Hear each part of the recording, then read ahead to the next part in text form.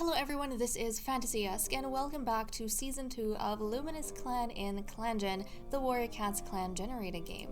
When we left off in the previous episode, we had 4 brutal deaths, guys. The first one was Plumestripe, who finally succumbed to the snake bite he had gotten in the episode before last. And then at the end of the episode, we actually had a patrol of 5 go out, and they were ambushed by a set of rogues. 3 in the patrol died. They were Ratfur, Crocusfade, and Slopefleck. Lystar and Shadowpaw, who are also in the patrol, managed to make it back to camp. But right now, as you can see, we have a very small and a very sad number of cats, guys. Okay, really quickly before we go into events, I did forget to update our political ranks after Slopefleck the deputy died, but I have since then done that. So now Slumberroach has been promoted to deputy. He spent, I feel like, barely any time being a medicine cat. He's kind of zoomed through the political ranks. He served as mediator for a long time, and then he kind of zoomed up. But he is a deputy right now, although he is grieving, so, you know, Lystar and Slumberroach, like, neither of them are able to do anything. Bubbling Gale has been promoted to Medicine Cat. This is his first time serving as Medicine Cat. And Gracewipe has entered politics as a mediator. So that is kind of what we have going on with our cats. And look at this, guys, we only have 13 cats. This is so strange given that not too long ago we had 25. We have 13. This is wild. This is wild. And we are very desperately hoping for a litter from Reed Daisy and Buttercup Dusk. So fingers crossed we get that from them, although Reed Daisy is not feeling too good. She is grieving and Slumberroach is grieving, so I don't know if we're gonna get any sort of good news. But okay, guys, let us go ahead and see what happens. Let's skip a moon. Okay, with the heightened focus of the clan, 6 additional pieces of prey were gathered. When Bubbling Gale reaches the meeting place with his gathering patrol, he discovers Lion Clan isn't present. Rumors on the border tell of a green cough outbreak. Bubbling Gale worries about the clan's ally, especially when he's missed this chance to strengthen the relationship. Okay, so Lion Clan will go ahead and try and befriend Chirp Clan. So try and do that. And yeah, Bubbling Gale, the medicine cat, is having to step in because both the leader and deputy are out of it. Okay, so we have that. I think Slumberroach, not too long ago, he briefly, like a moon, he got a moon, I think, of experience as medicine cat who had to step in for the gathering because at the time, Lystar and the new deputy, Slopefleck, they were both kind of out of order. Plum Raven has gotten heat exhaustion. Oh my goodness, Reed Daisy and Buttercup Dusk had a huge fight and broke up. Guys, I mean, I think we already knew this was problematic because Buttercup Dusk, you know, he was in love with Reed Daisy's sister, and he had been with her sister for a long time since they were very young. And yes, they were forced to break up so that Buttercup Dusk, for the betterment of the clan, could then breed with Ratfur. And even Crocusfade was okay with that. She was supportive of her father Lystar, who made the decision, and she even helped convince Buttercup Dusk to do that. And I think whether it was Reed Daisy or Buttercup Dusk, like, everyone could kind of accept the reasoning. But then after, you know, Ratfur died and Crocusfade died, Lystar was kind of scrambling to pair up Buttercup Dusk with the only remaining female and his only remaining daughter, Reed Daisy. But I don't think Reed Daisy and Buttercup Dusk were happy with this arrangement. So they had a huge fight and they broke up. They could not, I mean, even understanding that the clan needs a litter from them and they're the only ones who can give the clan a litter right now, they weren't happy with this. They didn't want it. They weren't happy with it. They refused to, in fact. And this is funny because this is the first couple that has been matched for the purpose of a litter who have refused to have a litter and have broken up. We've never had this happen in the history of Luminous Clan. Usually they break up, like if they're not in love with each other or it isn't a love match, they usually break up after they have the litter, but Reed Daisy and Buttercup Dusk have flat out refused. So I'm not going to force them to get back together and give me a litter since they have decided that they don't want that. That's what I'm interpreting the breakup as.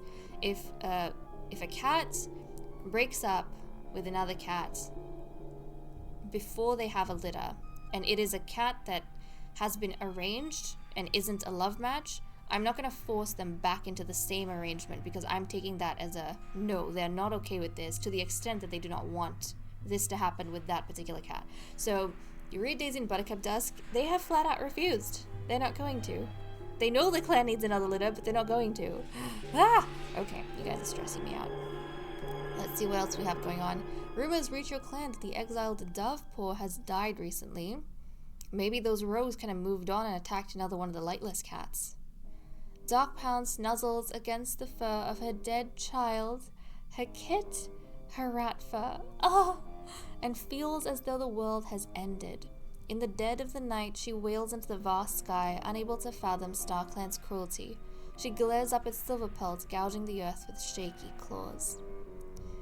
I feel bad for Darkpound. She had to deal with like 4 of her grandchildren dying in one go in this exact same incident, and then now this incident has taken her child. Oh my goodness. Lystar tries to put on a brave face for his clanmates, but as he speaks about Slopefleck, his voice wavers and then breaks off into nothing. With a trembling gasp, he retreats to let another clanmate speak. The loss takes such a toll on him that he can barely find his footing as he stumbles to his nest, wailing for Slopefleck. Now, Lystar hasn't been paired with anyone for a very long time, but Slopefleck, I think, was the only love that Lystar ever had. I mean, they had a pretty steady relationship until Lystar decided to enter into politics, and then since then I don't think things have been stable for the two of them. And you know, he made some questionable decisions and then their paths kind of diverged. But these past couple of moons, Lystar was starting to make eyes at Slowfleck again, because I think that sense of possessiveness and jealousy was coming back, seeing Slopefleck with Bubbling Gale. And now that he's gone, Lystar's realizing that it's not just his deputy that's left, especially because Slopefleck died defending Lystar from those rogues. It's the love of his life, the only cat he's ever loved, truly, dying. Oh my goodness. The past moon, Ratfur, Slopefleck, and Crocus Fade have taken their place in StarClan. Luminous Clan mourns their loss, and their clanmates will miss where they had been in their lives. Moments of their lives are shared in stories around the circle of mourners, as those that were closest to them take them to their final resting place. So much grief and death has taken its toll on the cats of Luminous Clan. Cloudpaw is particularly shaken by it. Oh no. Oh no. I'm sorry, Cloudpaw. She's very shocked by all that has happened. It seems as though Lystar's going to be out of patrols, Slumberroach is going to be out, Grey Swipe is a mediator, so she's not going, Plum Raven's going to be out, Reed Daisy's going to be out, and Dark Pounce is an elder, and then obviously Rowan Paw with the broken back. So we barely have any cats going out on patrol. Oh my goodness. Oh my goodness. Okay. Let's go ahead, guys, and read the medicine log. Heat exhaustion, broken back. Dark Pounce was given time as treatment for grief-stricken. Lystar was given time as treatment for grief-stricken. Slumberroach was given Juniper as treatment for grief-stricken. Rowan Paw was given Ragwort as treatment for broken back. They'll be less likely to die. Bubbling Gill gathered Ragwort and Poppy this moon. Okay, so let's go ahead and check out relationships, see if we can get a timeline for the breakup. Okay, Bubbling Gale is happy to run into Buttercup Dusk today. Bubbling Gale notices how Buttercup Dusk is being helpful around camp. Stonepaw meows hello to Dark Pounce, but she looks pretty glum still. Reed Daisy says something hateful to Dark Pounce. Lystar finds faults in everything Bubbling Gale does. Of course he does! Lystar, I feel like, would especially feel negative towards Bubbling Gale because his jealousy flared up after Bubbling Gale and Slopefleck got together, and I don't know about you guys, but I don't see Bubbling Gale really mourning Slopefleck, which confirms for me that he was mated with Slopefleck because of his political ambitions to climb up the ranks, which, I mean, he has kind of succeeded in doing. But, yeah, Lystar, especially after Slopefleck has died, would feel even more hateful, I think, towards Bubbling Gale. Lyastar thinks that Shadowpaw is very creative. Slumberroach notices one of his friends talking to Lyastar. Slumberroach and Buttercup Dusk chat about clan news. The clan watchers Gracewipe and Slumberroach slowly lose their patience with one another. Now these two are mated, and they were the clan's, I think, first mutual like love story, or a case of both of them being like absolutely in love with each other. They had many breakups, not because of their own doing, because the clan leaders, or I suppose Lyastar, the clan leader, constantly broke them up to pair them with other cats for breeding.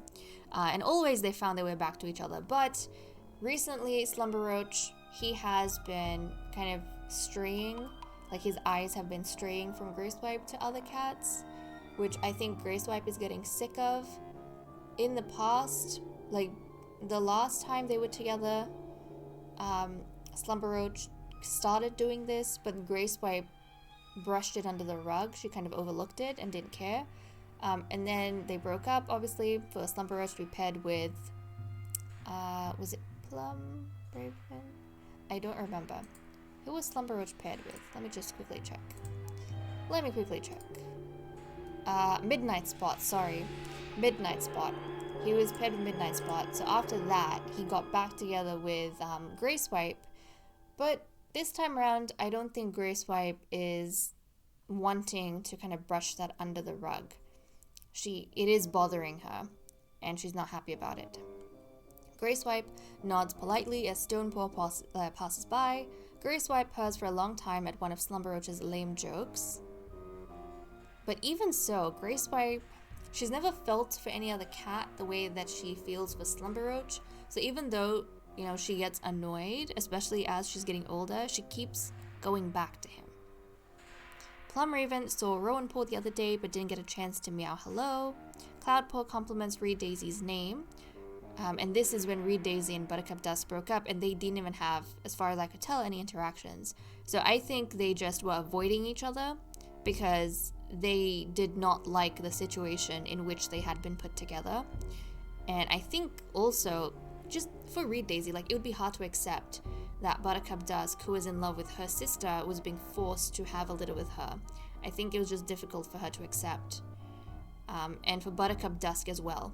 For Buttercup Dusk, okay, he accepted when he was paired with Ratfur because their children would have had a triple prophetic bloodline, but Reed Daisy was just like Crocus Fade.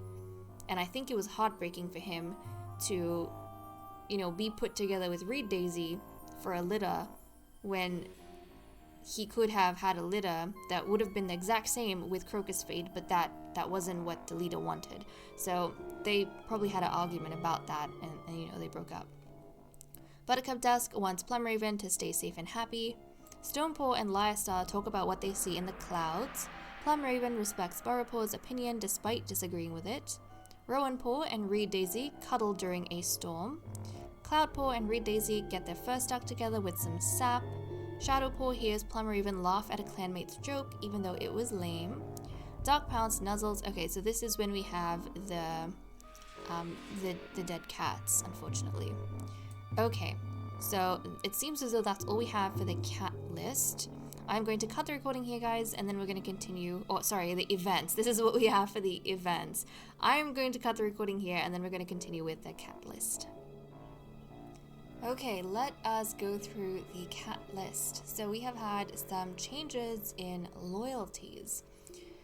So guys, Lyastar has 4 loyalists. He has Reed Daisy, who has always been loyal to him, along with Gracewipe, Stonepaw, and Dark Pounce, who have newly become loyal after the incident of the last episode. So Lyastar, even though he made an unfavorable pairing between Reed Daisy and Buttercup Dusk, and it was done kind of in his panic, and Reed Daisy wasn't happy with that, neither was Buttercup Dusk, and they ended it with each other, I feel like Reed Daisy would still be unable to blame her father because they're both kind of going through the same loss, and she has always understood him and she will understand him, so her loyalty hasn't wavered. Now Gracewipe, she had her children with Lyastar, and I forget this a lot, but yeah, Lyastar and Gracewipe were the parents of Reed Daisy, Crocus Fade, and Fig Scratch. And Grace Pipe, you know, she's just lost a daughter in Crocus Fade. So I think she would feel the need to kind of rally behind Lystar in support because their whole family is grieving right now. Now, Stonepaw. Wait, before I get to Stonepaw, Dark Pounce. Dark Pounce also has just lost a child in Ratfur. And I think for Dark Pounce, her grief maybe or her loyalty is a little bit different because even though Ratfur was defending Shadowpaw, Ratfur was still in the patrol fighting against the rogues, which enabled Lystar, you know, to escape. And I feel like for Dark Pounce, this is a way to honor her daughter's sacrifice by supporting the leader that she died protecting in a way. And for Stonepaw, you know, since Stonepaw is an insecure cat, I feel like maybe this is a little bit misplaced, but she's almost grateful to Lystar that her sister is alive. I mean, Stonepaw and the other cats, they've already lost one sister, Pale Kit, when she was very young, to I think it was some type of cough. She had a sickness. And I don't think they wanted to lose Shadowpaw as well, and Stonepaw feels as though Lystar could have left Shadowpaw behind and escaped with his life, but he didn't. So she, for that reason, is loyal to him because she's grateful for her sister's life. So that is kind of what we have going on here. Lystar, I think, I mean, we don't really have any other options other than Reed Daisy and Buttercup Dusk right now, and they have made it clear to Lystar that they are not going to be having a litter with each other. So all that's left for Lystar is to wait for the newest apprentices, or the only batch of apprentices we have, who are at 11 moons, to wait for them to become warriors so that, you know, he can choose another pairing to permit a litter from. That's kind of all that's left for Lystar at this point, because the two cats that we have, adult cats, they've kind of refused this whole arrangement. Now, Gracepipe, I wanted to quickly jump here and actually just check to see who would have broken it off with each other. Okay, I mean, their romantic like is both at 0, their platonic like is the same, so if we look at dislike, Buttercup Dusk has more dislike for Reed Daisy, but I'm gonna interpret this as he has more dislike for this situation with Reed Daisy, and he's the one who actually broke it off, which makes sense because Reed Daisy, even though she would have found this difficult, she's still loyal to her father, whereas Buttercup Dusk is not. He's an anti-loyalist, and he's the one that has had to go through 3 mates. So he said no, he refused, and he broke it off. So yeah, all that's left for us, guys, is waiting for the apprentices in the next moon to become adults and warriors, and then Lystar is going to assign one of them to have a litter with either Reed Daisy or Buttercup Dusk, so we could have to see how that goes. But okay, let's go ahead and see what everyone is up to for the day. Lystar slips out of camp to visit Crocus Fade's grave. Slumberroach wonders what Reed Daisy is up to. Bubbling Gale can't wait until StarClan sends an omen. Gracepipe doesn't think she'll ever be the same without Crocus Fade. Plumraven stares at Ratfur's vigil longingly, but doesn't feel the right to join in. Oh my goodness. I'm so sorry, Plumraven. I mean, she lost her older sister, Midnight Spot, and then she lost all her nieces and nephews from Midnight Spot. Oh, was it from Midnight Spot? Was it? I think it was. I think it was, wasn't it? Hold on a second. See, this is just depressing. Who did your sibling have kids with? It was Midnight Spot. Right? Yeah. Hold on a second. No, Slumberroach. Wait, I'm getting confused. No, yes. Midnight Spot and then her nieces and nephews. Sorry guys.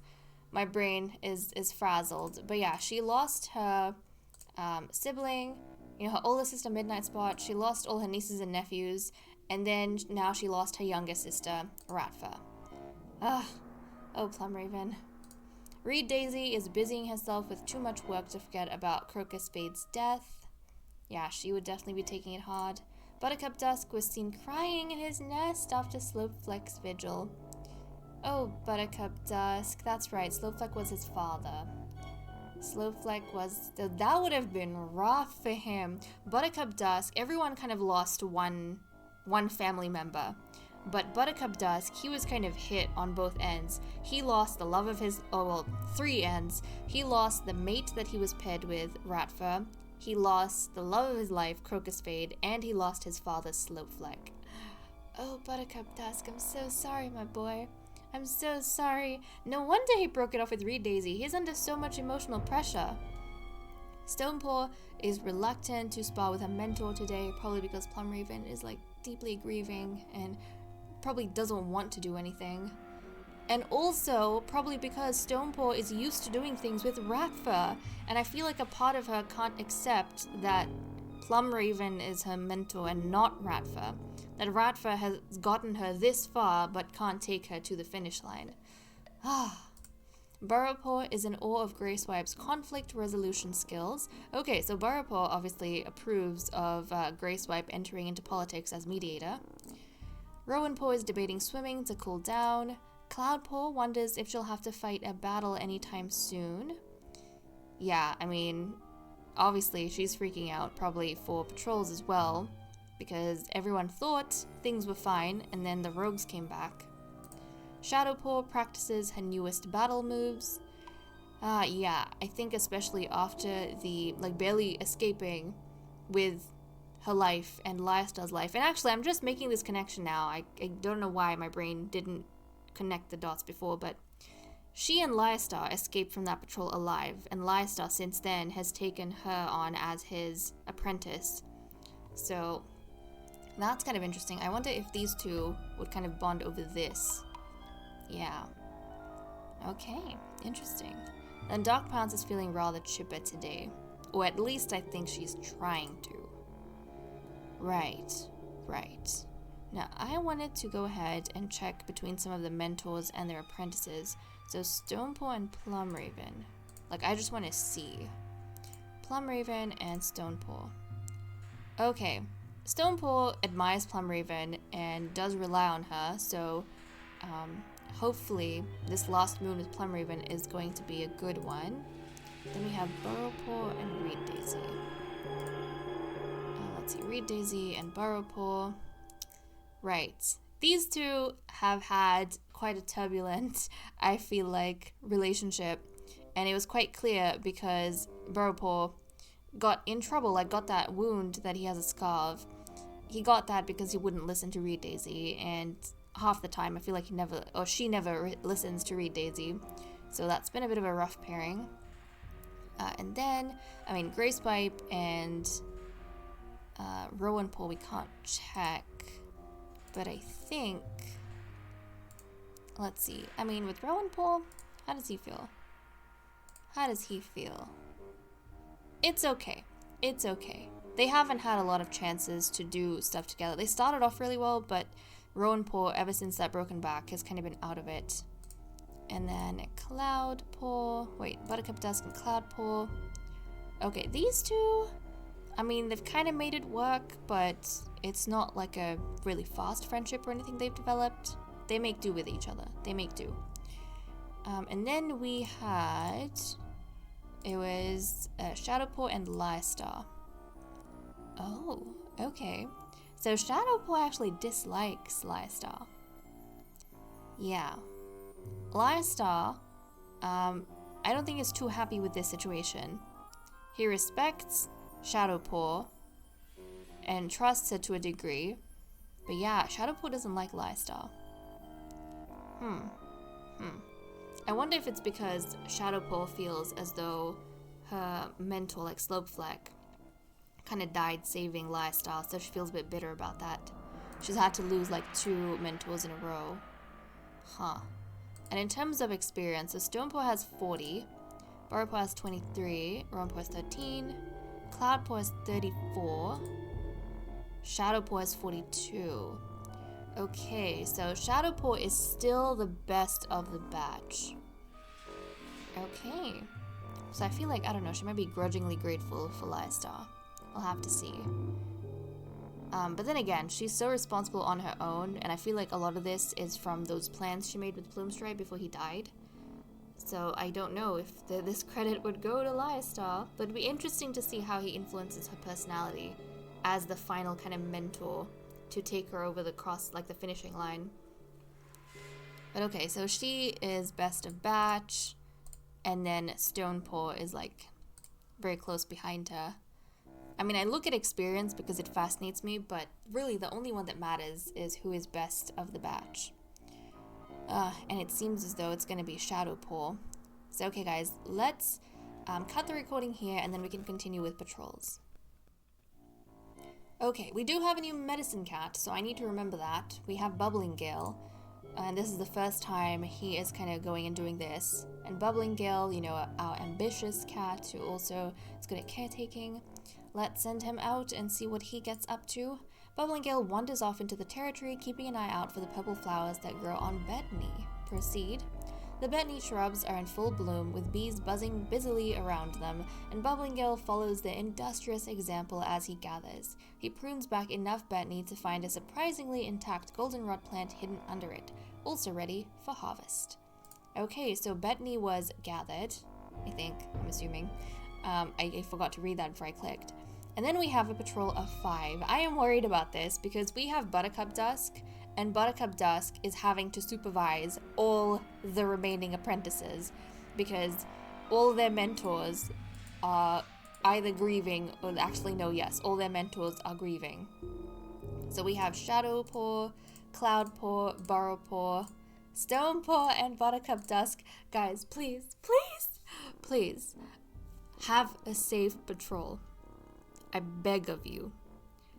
The last 2 batches of apprentices have been like picked off one by one for various reasons and died. I just desperately want to see at least one batch of apprentices in season 2 to make it to adulthood. Like, can we do this? I don't think we have had a single batch in season 2 so far. This is actually our second batch of apprentices for season 2, and we haven't had anyone make it to adulthood. So please, please, please. Be safe, be safe. So we have 100, like I'll pray, we have 255 and we need 28. Oh, thank goodness. Okay, the patrol wants to hold a training session for Shadowpaw, the best of our batch. They decide to focus on how best to leap up a rocky cliff. Okay, proceed. Shadowpaw listens carefully as Buttercup Dusk explains how to find portholes and take advantage of the cliff's craggy surface. Thank goodness it was a safe patrol. Stonepaw has 43, 26, 13, 37, and 45. Okay, so Shadowpaw is best in batch.